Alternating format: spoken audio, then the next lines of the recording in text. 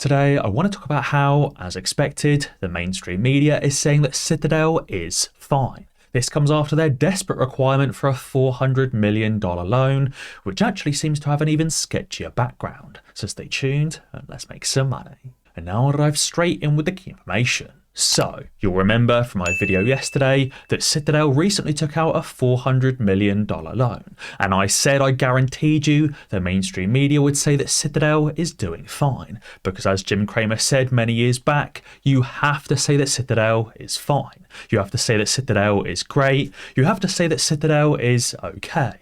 Otherwise, very bad things happen. Jim Cramer said this in a live interview. The host asked him what he thought about Citadel being down 30% back in 2008.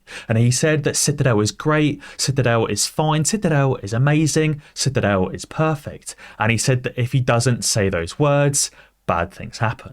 And as I said, you guessed it, on the exact same day that Citadel took out this $400 million loan, Reuters just posted this article, saying that billionaire Ken Griffin Citadel is planning to give back about $7 billion in profits to investors after a year of double-digit returns. Now this part I find really interesting. Why do they desperately need a $400 million loan if they've got $7 billion of profits to give out? Why not just give out $6.5 billion in profits or $6 billion in profits, and then surely they'd have all the money they need, right? Why would they have to get a $400 million loan elsewhere and be paying over the odds for that loan as well? Don't forget we're in a high interest rate environment and they've got a terrible credit rating of BBB rated. Which, if you didn't know, BBB rated is one step above completely junk debt. Of course, this mainstream media article says that Citadel is fine, Citadel is doing great, and obviously there's absolutely zero mention of the $400 million loan. And Biggums has done some digging, finding out something even more interesting, saying Monday, Ken Griffin gets a loan for $400 million from Bank of America, with literally just above junk rating. And then on Tuesday, a day later, he pledges the same $400 million to a cancer research facility, which was started by the Rockefellers. He's saying that Rockefellers own many banks and asking, was this a donation or a repayment of some kind? Saying we know Ken Griffin doesn't care about research facilities because he was sued last year by a research facility for manipulating their share price.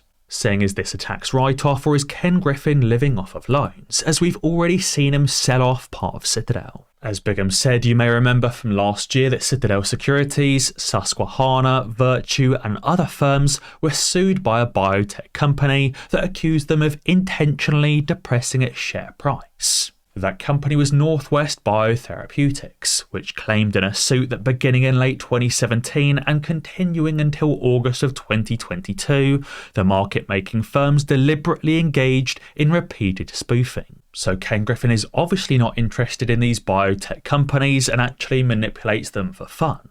So what is he doing, donating $400 million to one that he's just borrowed a day earlier from Bank of America? Today we had another great day in the Millionaire Mindset Trading Group, with CCCC running 26%, STTK running as well, where Mr. Mo locked in 30%, some of the others locked in 10-20% gains as well, and S to the P locked in over $2,000 on Nvidia options. So guys, be sure to join the Millionaire Mindset Trading Group, linked in the description below, where you can choose from a monthly membership or a one-off lifetime payment equal to about 8 months of membership. And also remember, there's still that 100% guaranteed refund if you don't make a profitable trade in 30 days. So be sure to scroll through the website, check out what kind of content and information is shared in the group, and also check out what our members have to say. And he also tweeted about how the shorts, or about how these market makers and trading platforms are turning on each other.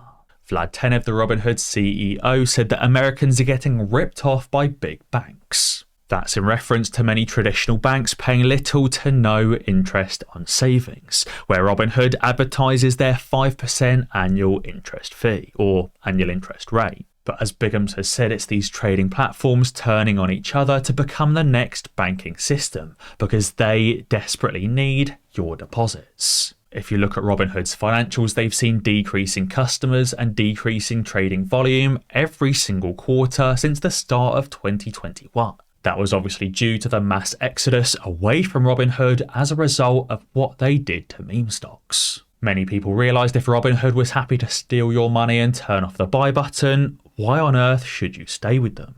And now they desperately need more money to keep the Ponzi scheme going after years and years of losses.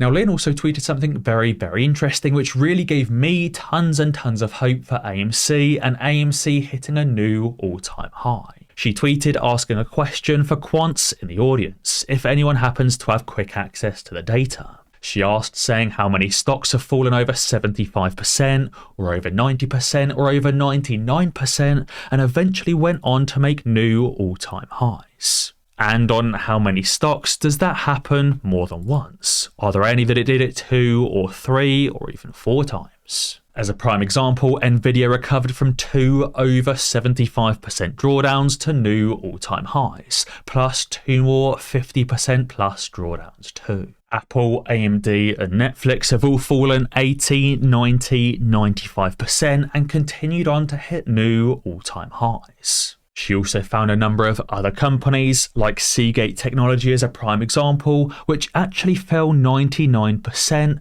but then went on to hit an all-time high twice over. And actually the thread keeps on going with more stocks and more stocks and more stocks. So actually, many of the stocks in the market have fallen 75, 90, 95, 99% on bad fundamentals, but then as fundamentals improved and they became profitable, went on to hit all-time highs not just once, but twice and 3 times. Again, as I said, that to me gives me real confidence that we have not seen the all-time high for AMC.